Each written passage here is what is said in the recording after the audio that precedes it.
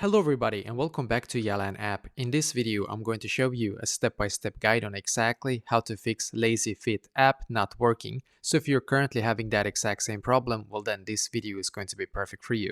So actually what I did myself to be able to fix it is that I firstly closed my LazyFit app and instead I went into the settings app on my phone.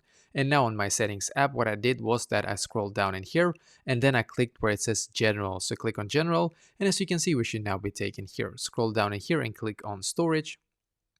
Now we're just going to wait for this page to completely load.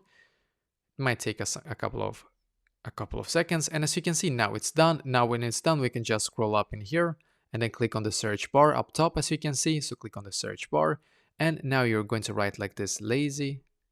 Yeah, it should actually be like, it should pop up quite often, like quite often at the top here. So just click on it, as you can see, the LazyFit app, and then click on Offload app. And once again, click on Offload app in here and just wait a couple of seconds for it to load, and then click on the reinstall app button here now, and just wait for your LazyFit app to completely update to the latest version, because it's not going to take you, maybe it's going to take you a couple of seconds to a couple of minutes.